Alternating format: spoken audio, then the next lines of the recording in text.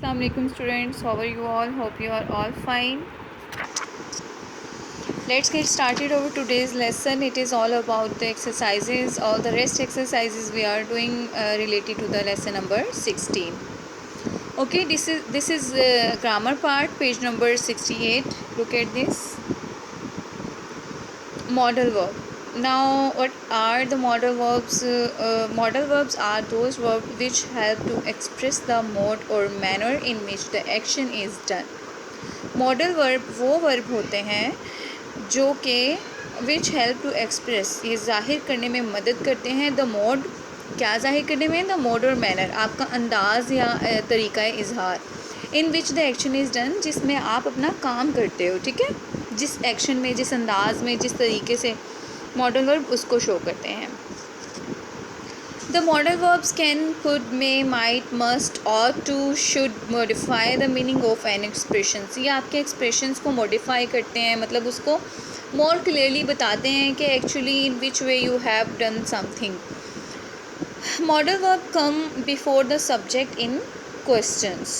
ठीक है, questions में उन्होंने simply आप बताओगे कि जब आप question कर रहे हो, ठीक है, I may do this, मैं ये काम कर सकता हूँ, कर सकता हूँ, आप बता रहे हो किसी को, ठीक है. और अगर आप परमिशन लोगे तो आप कहोगे may I come to your house for tea, ठीक है, कि क्या मैं आपके पास जो है आपके घर चाय पीने आ सकता हूँ.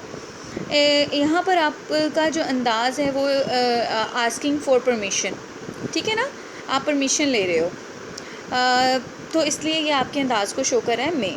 नेगेटिव फॉर्म्स में मॉडल वर्ब हैवंट और not after them in the negative में जो है वो नोट आपने जब ऐड करना है तो आपने मॉडल वर्ब्स के बाद ऐड करना है, ठीक है. अच्छा जी, let's see what are the modal verbs and their example and uses, where we can use, how we can use it, and which thing and which mode and expression the modal verb is showing. First of all, can. They can control their own budget, we can't fix it.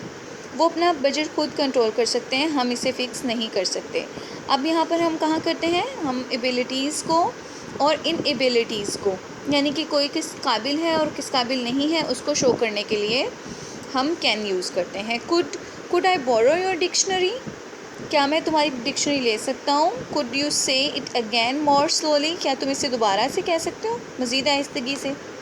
Asking for permission और request, आप किसी permission ले रहे हैं या आप जो है वो ask request, then you are using the could. Okay, modal verb will you go to school, it is for asking and for, you know very well, it is also the future tense. Would you give me your camera, it is requesting. May I go out to play, Razia is late, she may have missed the bus, asking permission and possibilities. May you might find Ajmal in the library but I doubt it, express weak possibilities. ठीक है, might be possible, may be हो जाए, strong है but might be, अच्छा पता, आप doubtful हो इस चीज़ के बारे में. Must, we must say goodbye now, student must not take a noise make a noise in library, ठीक है.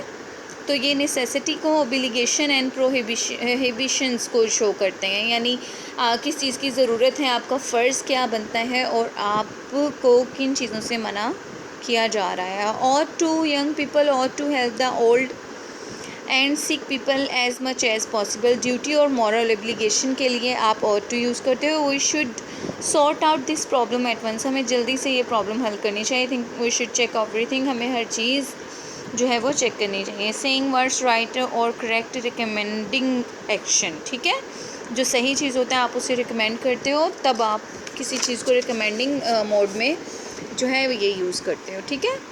अच्छा, अब आप देखें कि आपने ये एक्सरसाइज ए है पेज नंबर 70 पर, you have to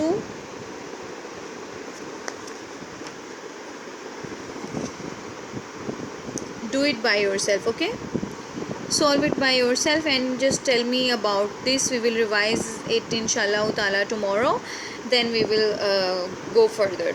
Okay, stay blessed beta. learn your lesson and give me feedback in group. I am waiting, still waiting for everyone's feedback. Stay blessed.